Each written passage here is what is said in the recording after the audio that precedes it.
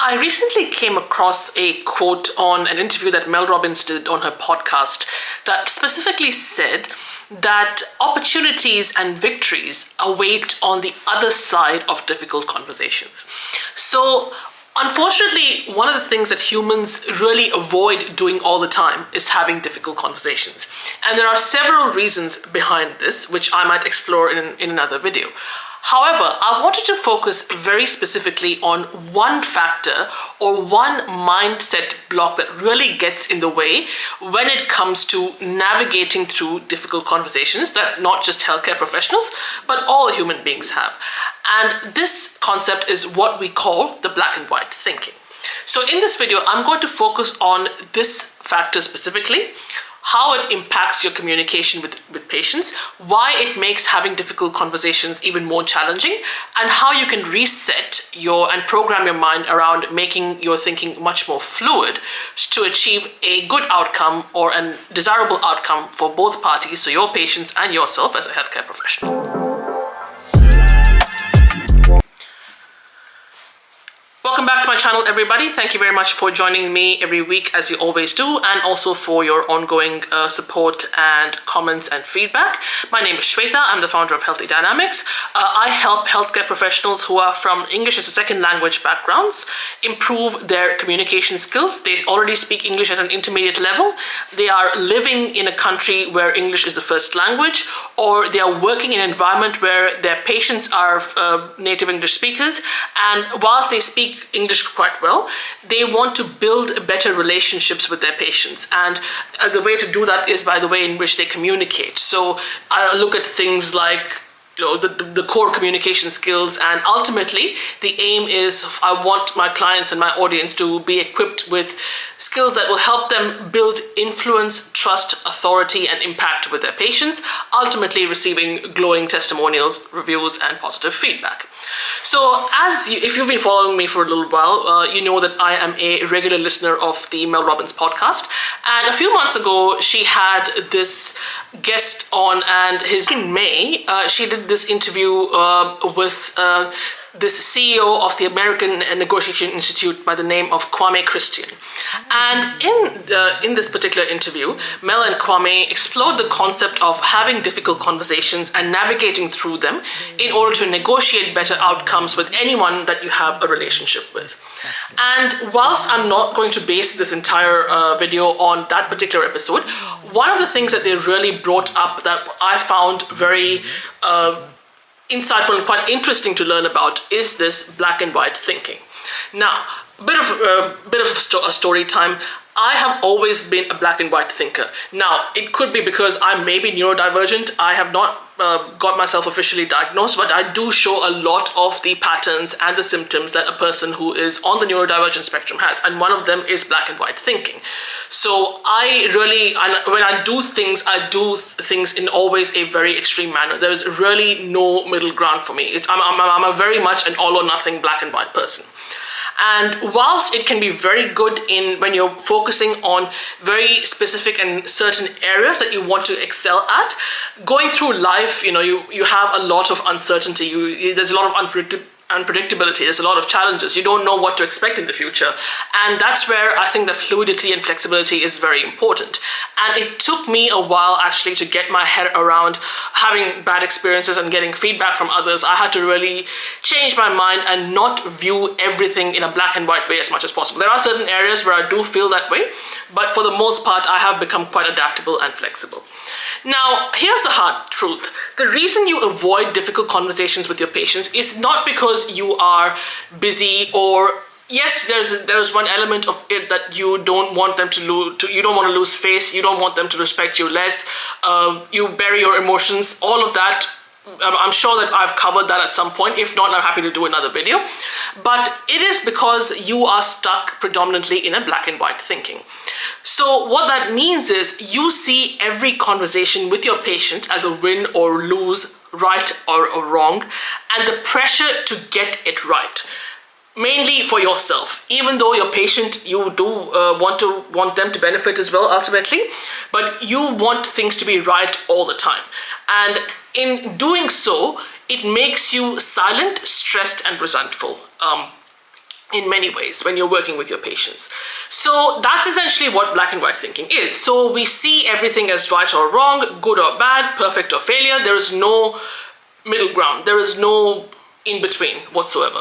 So when a conversation feels like it has to go 100% right or 100% one way, whether it's towards you or towards the patient, you either convince the patient completely or you feel that you have failed. So it becomes very stressful and challenging and a high pressure, like a pressure cooker situation, and quite intimidating.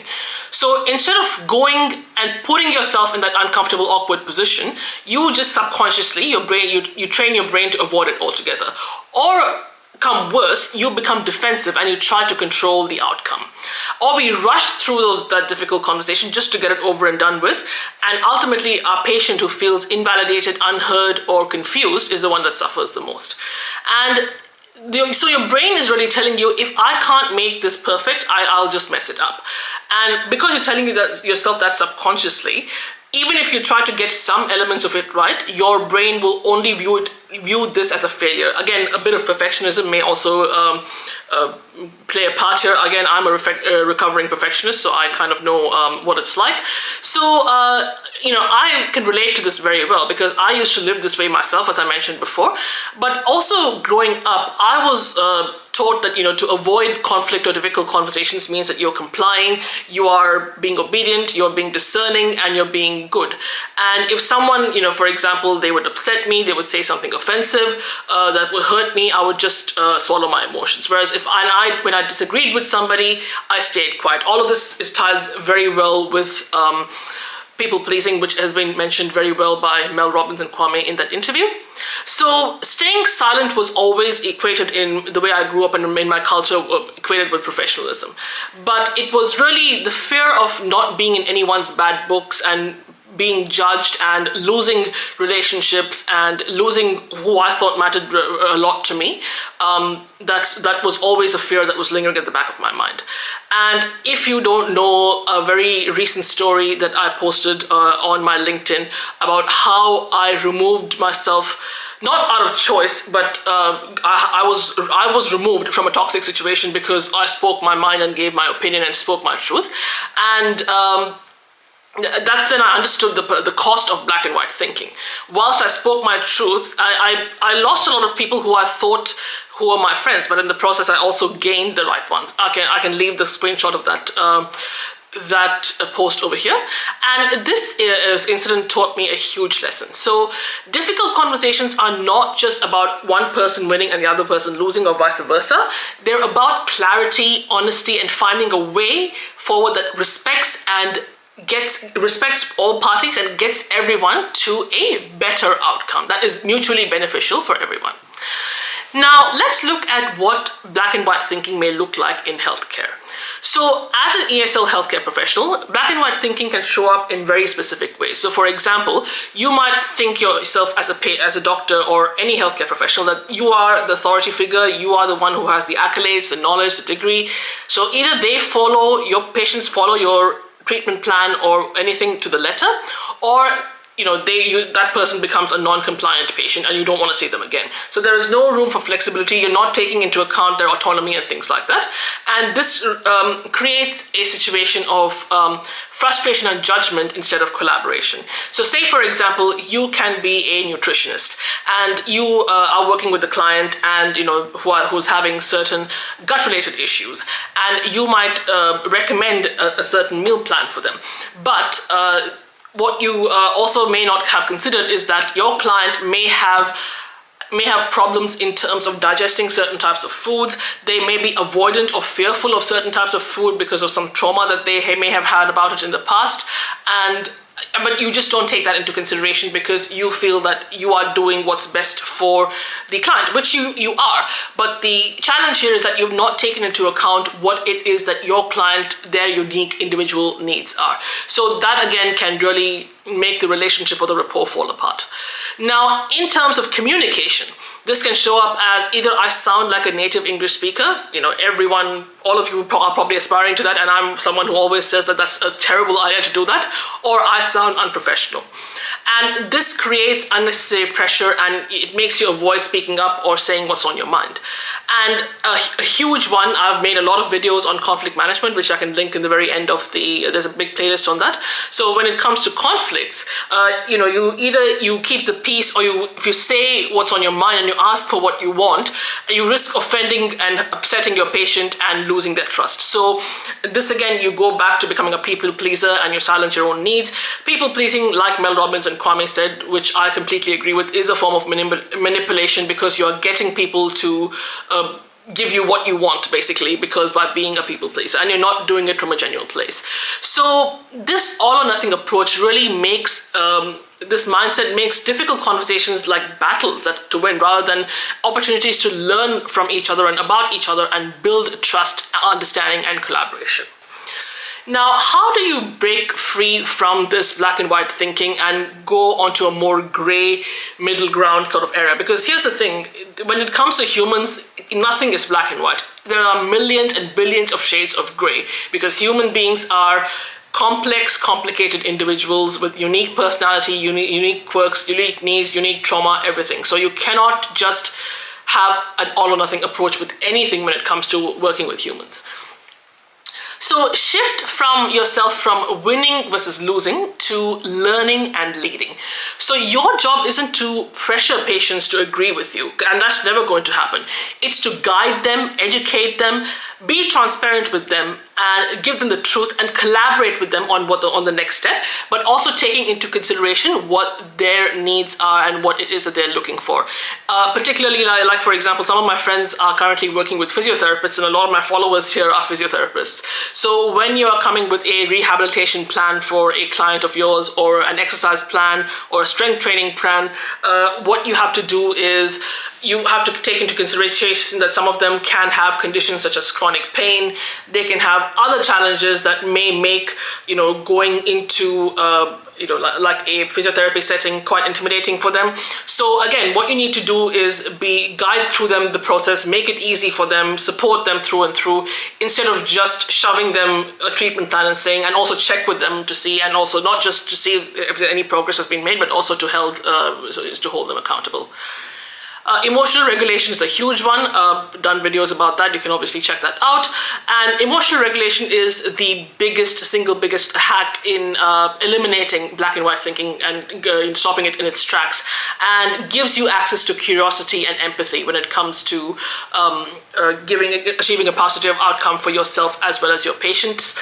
And the 3-step framework that Kwame mentions in the podcast interview is practicing compassionate curiosity, acknowledging and validating the emotions of the other person, and coming together to solve problems jointly, and in order to reconcile differences between each other, and communicating in a way that's aligned both by heart as well as the mind.